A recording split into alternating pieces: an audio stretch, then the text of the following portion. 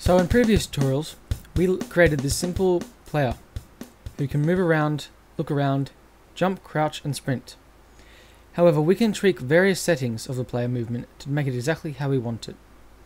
So we go into our player, we go into our components, and we can either click, you can look at the character movement. You can again see, I've showed in the previous tutorial, we have all these settings here. So this max step height, this controls at what height, like for stairs and such, what height the stairs have to be lower than before the player won't be able to walk up them. So right now, players will be able to walk up 45 centimeter steps without stopping, but if it's any higher than that, then they won't be able to. Jump Z velocity, that is how high the jump is. Floor angle, so that's the angle in degrees the player can walk up before they won't be able to walk up any further. Gravity scale, obviously custom gravity. Ground friction, obviously that's the friction that the player has with the ground. Max walk speed, the speed that they walk at. We've used that before when we changed the max walk speed to make them move faster. Walk speed crouched, obviously when you're crouched that's the speed. And that's the custom movement speed, because you can have custom one. Swim speed, fly speed, it's obvious. Acceleration, that's the speed at which the player goes from 0 to full speed movement. And then this is how fast they slow down. There you go, so it's the deceleration applied when falling but not applying acceleration. Same for swimming and flying. Air control, this is how much control the player has when they're falling. So if you put this on 1, then the player will be able to control exactly where they fall. Control boost multiplier. You can see that this will disable boosting. Boost velocity threshold. This changes the threshold at which the boost will be disabled. Lateral friction. That's the friction that's applied while falling.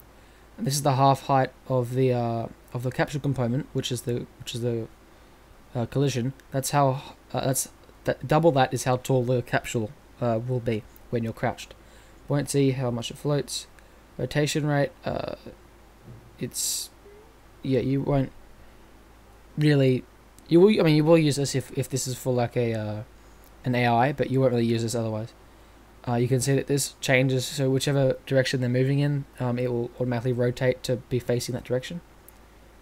Can walk off ledges. Obviously, if the player can walk off ledges at any time, and while crouched, if they can walk off ledges while crouched.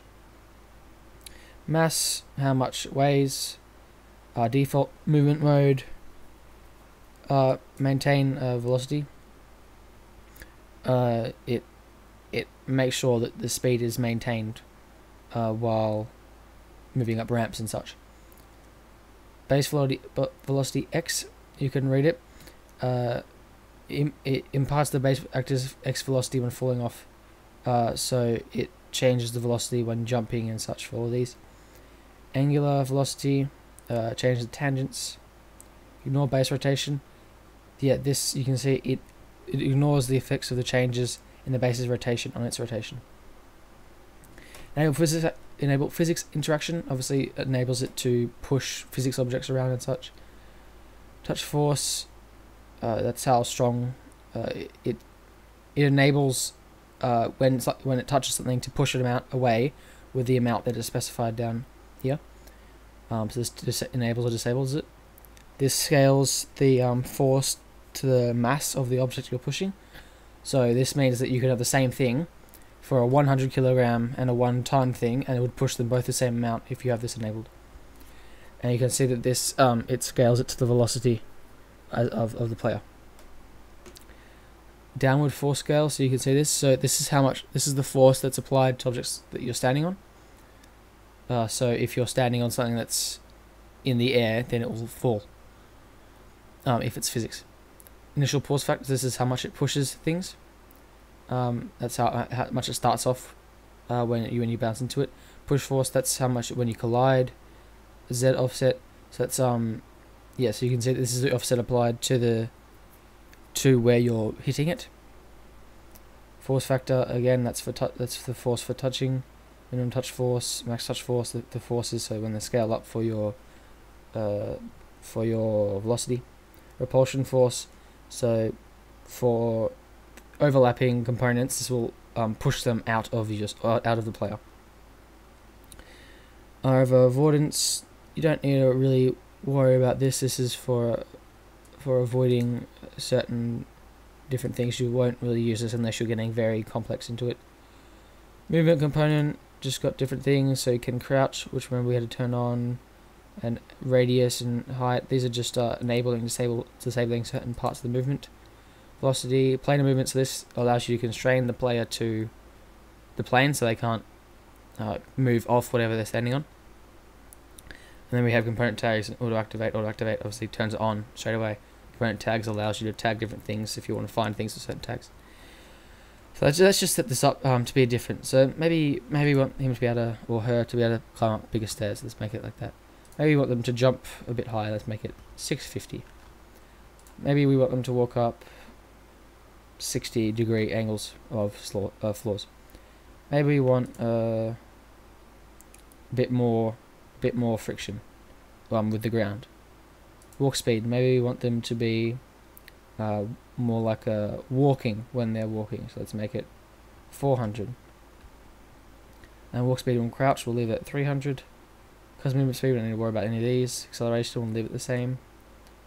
Leave all that same. Air control, put it on 1, so you can control yourself completely when you're falling. Half height, probably leave it on that. Will allow you to walk off ledges at all times. Make it 80 kilos, a bit more realistic. We'll leave all of this. Oh yeah, this should be fine. So let's just, so if we compile and save now.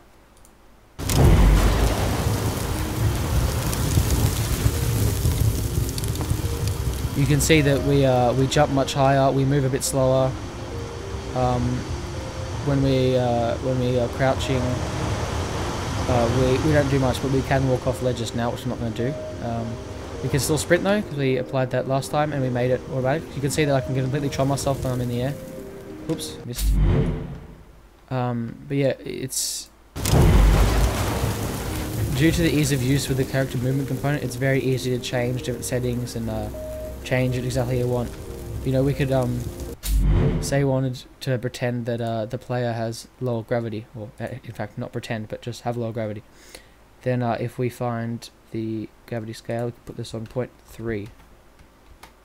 Power and save it, play it. And you can see I can jump even higher, and I kind of float down a bit more. Yeah. So you can you could be a superhero or something. You could do whatever you want. And also, due to the lower gravity, I have even better control while I'm falling. So yeah, this was a quick look at the character movement component settings. So if you'd like to learn more about UE4, then please join me next time.